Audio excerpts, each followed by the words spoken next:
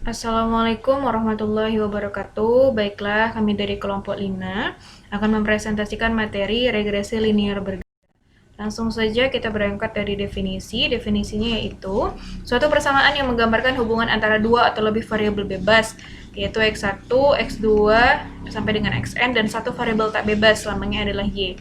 Tujuannya untuk memprediksi nilai variabel tak bebas dan nilai variabel bebas kalau keduanya diketahui. Kemudian selanjutnya untuk mengetahui arah hubungan antara variabel tak bebas dengan variabel-variabel bebas. Kita akan mengetahui apa sih hubungannya antara variabel bebas dengan variabel tak bebas. Kemudian bentuk persamaannya yaitu Y sama dengan A ditambah B1 X1 ditambah B2 X2 ditambah sampai dengan Bn Xn ya. Keterangannya yaitu variabel tak bebas, A itu konstanta, B1 B2 sampai dengan Bn itu koefisien regresi, dan X1 X2 sampai dengan Xn adalah variabel bebas. Ini dia bentuk lainnya. Ini dia untuk yang dua variabel, ini yang tiga variabel, dan ini untuk K variabel bebas. Ini dia keterangannya. Nah, ini koefisien regresi linear berganda. Apabila diketahui dua variabel bebas dan satu variabel terikat dengan persamaan regresi Y sama dengan A ditambah B1 X1 ditambah B2 X2, maka untuk mendapatkan nilai A, B1 dan B2 digunakan rumus. Ini dia rumusnya sebagai berikut, bisa dilihat. Kemudian nilai koefisien regresi, ini untuk menilainya ya. Tadi kan kita ingin mengetahui nilai dari B1, B2, dan A. Ini dia rumusnya, bisa menggunakan rumus sebagai berikut. Nah, untuk memudahkannya kita bisa menggunakan tabel. Nah, kemudian ada uji signifikansi. Nah, di sini ada uji untuk pengujian signifikasi secara simultan dan bersama-sama, itu ada uji F. Ini dia langkah-langkahnya. Yang pertama, formulasi hipotesis nihil dan hipotesis kerja. Ada H0, ada H1. Kemudian yang kedua, uji statistik yang digunakan adalah uji F dengan alfa 0,01 atau 0,05. Kemudian nilai atau harga kritis diperoleh dengan melihat tabel distributif F. Ya, ini dia rumusnya untuk mengetahui nilai dari tabel untuk melihat tabel distribusi F-nya ya. Kemudian selanjutnya kriteria pengujian hipotesis akan diterima H0 jika F hitung itu lebih kecil dari F tabel dan sebaliknya. Kemudian harga uji statistik dihitung dengan rumus F hitung sama dengan SSR per derajat kebebasan SSE per derajat kebebasan ya, atau bisa sebagai berikut juga. Kemudian ini dia keterangannya. Nah, kemudian dicari kesimpulan. Kemudian yang B tadi kan adalah uji F, sekarang uji T untuk pengujian signifikansi parsial atau individual. Nah, prosesnya yang pertama formulasi hipotesis, sama juga formulasi hipotesis nihil juga, ada H0, ada H1. Ini juga uji statistiknya. Kemudian yang ketiga nilai atau harga kritis diperoleh dengan melihat tabel distribusi T. Tadi kan kalau di uji F melihat tabel distribusi F. Nah, kalau di sini melihat tabel distribusi T. Ini dia rumusnya. Nah, akan diterima H0 jika T hitung itu lebih kecil dari T tabel. Nah, kemudian harga uji statistik dihitung dengan rumus sebagai berikut. Ini dia rumusnya, ini dia keterangannya. Kemudian nilai RY 12 atau RX1 X2Y dapat dihitung dengan rumus sebagai berikut juga. Kemudian dicari nilai determinan atau KP ya. Bisa dilihat ini, kemudian dicari kesimpulan. Nah, ada pendugaan kuadrat terkecil. Salah satu metode yang sering digunakan untuk mendapatkan nilai-nilai penduga parameter dalam pemodelan regresi dengan meminimumkan jumlah kuadrat error atau galat yang disebut juga SSE, sum of squares error. Jadi SSE itu adalah jumlah kuadrat error atau galat ya. Nah, misalkan satu set data regresi Y1 X1 di mana I itu ini dia ya. Kemudian maka bentuk hubungan Y1 dan X1 dalam persamaan regresi ini. Nah, persamaan garis regresinya ini. Nah, persamaan error atau galatnya ini. Nah, kemudian ada SSE, sum of squares error nih ya, galat tadi ya. Nah, ini dia rumusnya, bisa dilihat. Ini untuk turunan B0, ini untuk turunan terhadap B0. Kemudian ini untuk turunan terhadap B1. Nah, kalau disubstitusi persamaan 1 dan 2 akan didapatkan seperti ini. Ya. Nah, dari sini kita bisa dapat nanti B0 dan B1 yang merupakan pendugaan kuadrat. Nah, selanjutnya ada analisis varians. Analisis varians ini apa? Adalah suatu metode untuk menguraikan keragaman total data kita menjadi komponen-komponen yang mengukur berbagai sumber keragaman. Ya, kegunaannya yang pertama, mengendalikan satu atau lebih variabel independen disebut dengan faktor atau variable treatment. Tiap faktor mengandung dua atau lebih level atau kategori klasifikasi. Mengamati efek pada variabel dependen, merespon level pada variabel independen. Perencanaan eksperimen, perencanaan dengan menggunakan uji hipotesis. Nah, ini dia hipotesis ANOVA satu arah. Ini untuk yang satu arah ya. Jadi, kalau dilihat dari sini ya, seluruh min populasi adalah sama. Jadi, mu1 sama dengan mu2 sampai dengan mu k. Tidak ada efek treatment. Jadi, HA itu tidak seluruh min populasi adalah sama. Jadi, minimal ada satu min populasi yang berbeda. Terdapat sebuah efek treatment, tidak seluruh min populasi berbeda. Kemudian partisi variasi. Jadi variasi total dapat dipecah menjadi dua bagian. Jika T sama dengan JKK ditambah JKG. Jika T, JKK, dan JKG itu bisa dilihat ini ya. Apa itu maksudnya? Kemudian jumlah kuadrat total atau total sum of squares. Jika T sama dengan JKK ditambah JKG. Jadi jika T itu juga bisa sebagai berikut ini. Ini dia keterangan. Kemudian rumus hitung jumlah kuadratnya, ini dia untuk JKT, kemudian JKK, ini dia JKG, ini dia tabel ANOVA untuk yang satu arah. Nanti akan dilihat nilai tengah kolomnya, ya kan, jumlah kuadratnya berapa, kemudian derajat bebasnya bagaimana, kuadrat tengahnya juga bagaimana, seperti ini bisa dilihat. Kemudian H0 ya, tadi ini hipotesisnya. Ya, sebagai berikut. Tadi kan mu1 nya sama ya, sama dengan mu2 sampai dengan mu k, karena dia sama ininya,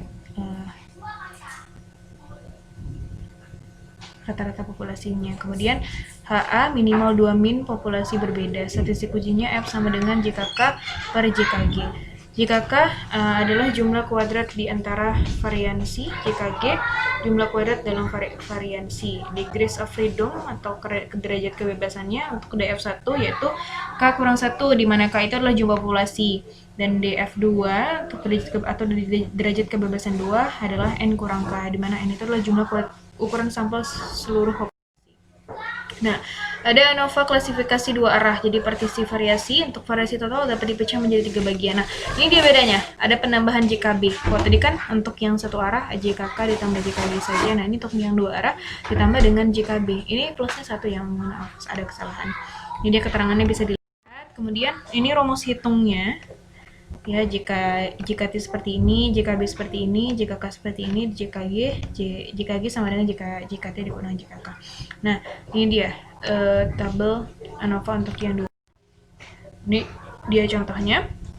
Diambil sampel random sebanyak 12 siswa. Ya, jadi ini untuk nilai prestasi matematikanya. Ini dia variabel dependennya, ini variabel independennya X1 dan X2, yaitu kemampuan geometri dan kemampuan aljabar. Ini dia langkah-langkahnya. Langsung saja kita masuk ke langkah-langkahnya. Untuk yang pertama, ada asumsi yang harus dipenuhi dengan analisis regresi berganda. Adalah yang pertama, sampel harus diambil secara acak atau random dari populasi yang berdistribusi normal. Perhitungan dengan menggunakan SPSS. Ini dia, kalau menggunakan SPSS untuk uji normalitas data. Nah, kriteria pengujian normalitas data ya, jika signifikan lebih besar dari 0,05 maka data normal, jika signifikan lebih kecil dari 0,05 maka data tidak normal. Dilihat dari hasil perhitungan dengan menggunakan SPSS di atas, diketahui nilai signifikan untuk nilai prestasi matematika adalah 0,999. Jadi dalam artian lebih besar dibandingkan dengan 0,05. Jadi nilai signifikan kemampuan geometri adalah untuk yang kemampuan geometri itu 0,787, jadi lebih besar dari 0,05. Nah, karena lebih besar ya, maka datanya normal, begitu.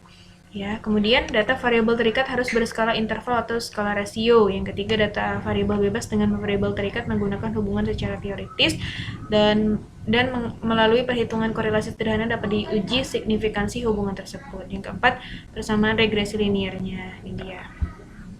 Perhitungan dengan menggunakan SPSS untuk uji linearitas. Prosedur uji linearitas dengan SPSS, entry data, compare means, muncul kotak dialog uji linearitas, pindahkan Y ke variabel dependent, pindah ke X ke variabel dependent, pilih kotak option, dan pilih test of linearity, pilih continue, pilih OK. Ini langkah-langkahnya untuk di SPSS. Ya. Ini dia tabel ANOVA-nya, bisa dilihat kok dari tabel ANOVA ini kita bisa menganalisis ya. Hasil analisis menunjukkan bahwa harga F sebesar 1,916 dengan signifikansi 0,512. Kriteria pengujian uji linearitas, jika signifikan lebih besar atau sama dengan 0,5 maka model regresi linear. Kalau lebih kecil dari 0,5 maka model regresi tidak linear. Nah, di sini kan kita bisa lihat bahwa lebih besar dari alfanya, berarti model regresi linearnya ini model regresinya ini adalah linear ya. Nah, kemudian selanjutnya tentukan persamaan regresi nilai dari dugaan dan simpulkan hasilnya. Ini dia. Kalau untuk memudahkan perhitungan dengan digunakan tabel pembantu. Ini ya, dibuat tabel pembantunya. Begitu. Nah, ini dia untuk menentukan persamaan regresi dengan cara alternatif. Ya. Ini dia bisa dilihat, kemudian nilai koefisien regresinya menggunakan rumus yang tadi sudah diterangkan sebelumnya, didapat B1-nya sekian, kemudian B2-nya juga sekian, kemudian A itu didapat 1,6825 sampai 255. Nah, jadi sehingga persamaan regresi nilai berganda untuk kasus di atas adalah sebagai berikut ya, atau seperti ini, begitu. Kemudian interpretasi. Nah, kita mau menginterpretasikan. Nah, bagaimana sih sebenarnya begitu ya kan? Kemudian interpretasi terhadap persamaan juga relatif sama pengaruh antara kemampuan geometri X1 dan kompensasi aljabar X2 terhadap nilai prestasi matematika. Yaitu yang pertama, jika variabel kemampuan geometri meningkat satu satuan dengan asumsi variabel kemampuan aljabar tetap, maka nilai prestasi matematika akan meningkat sebesar 0,4652000286. Yang kedua, jika variabel kemampuan aljabar meningkat satu satuan dengan asumsi variabel kemampuan geometri tetap, maka nilai prestasi matematika akan menurun sebesar 0,22068969. Kemudian, yang ketiga, jika variabel kemampuan geometri dan kemampuan aljabar sama dengan 0, maka nilai prestasi belajar matematika adalah 1,68286855. Sebagai pembanding, berikut adalah hasil perhitungan dengan menggunakan SPSS, regresi linear menggunakan skala interval dan rasio, bisa dilihat. Nah, dari sini, berdasarkan data di atas, maka perhitungan secara manual dan secara software mendapatkan hasil yang sama. Perbedaannya adalah angka di belakang koma, yaitu 3 angka di belakang koma ya. Begitu. Kemudian yang selanjutnya, ujilah apakah ada pengaruh linear antara nilai prestasi matematika dan nilai dua tes, yaitu tes kemampuan geometri dan kemampuan aljabar. Ini dia untuk menggunakan uji F, ya, formulasi hipotesis nihil dan hipotesis kerja. Ya, untuk H0, ya, B1, B2-nya sama dengan 0, kemampuan geometri dan aljabar tidak dipengaruhi signifikan terhadap nilai prestasi matematika. Kemudian H1-nya, B1 tidak sama dengan B2 tidak sama dengan 0, kemampuan geometri dan aljabar pengaruh signifikan terhadap nilai prestasi matematika. Yang kedua, kemudian uji statistik dengan digunakan adalah uji F dengan alfa 0,05. Kemudian yang ketiga, nilai atau harga kritis diperoleh dengan melihat tabel distribusi F. Kemudian F alfa, DB pembilang, DB penyebut sebagai berikut. Kemudian dicari kriteria penguji hipotesisnya. Kalau misalnya H0, diterima H0 jika F hitung lebih kecil dari F tabel. Ini dia harga uji statistik dihitung dengan rumus sebagai berikut, ya, nilai RY 12 atau RX1 X2Y dapat dihitung dengan sebagai berikut, nilai determinannya juga sebagai berikut. Nah, dari kesimpulannya, dari hasil analisis diperoleh F hitung sama dengan 66,49 lebih besar dari F table, sama dengan 4,26, maka H0 ditolak dan H1 diterima. Artinya kemampuan geometri dan aljabar berpengaruh signifikan terhadap nilai prestasi matematika dengan besar pengaruh, yaitu 93,7024%. Nah, sebagai pembanding ini dia kalau menggunakan SPSS ya. Jadi kesimpulannya, karena signifikannya 0,000 lebih kecil dari 0,05, maka H1 diterima. Artinya kemampuan geometri dan aljabar berpengaruh signifikan terhadap nilai prestasi matematika. Jadi sama manual dan SPSS. Kemudian selanjutnya, manakah di antara dua variabel base yang secara signifikan berpengaruh terhadap nilai prestasi matematika ya, menggunakan uji T ya. Ini dia formulasi hipotesis nihil dan hipotesis kerja. Bisa dilihat H0 dan H1-nya. Kemudian uji statistiknya digunakan adalah uji T. Nilai atau harga kritis diperoleh dengan melihat tabel distribusi sebesar 2,26. Kemudian yang keempat, kriteria pengujian hipotesis sebagai berikut. Di harga uji statistik dihitung dengan rumus. Bisa dilihat didapat nih ya T-nya. Kemudian kesimpulannya adalah dari hasil analisis diperoleh T hitung 4,607, artinya lebih besar dari 0,05, maka H1 diterima. Artinya ada pengaruh signifikan kemampuan geometri terhadap nilai prestasi matematika. Nah, sekian dan terima kasih. Wassalamualaikum warahmatullahi wabarakatuh.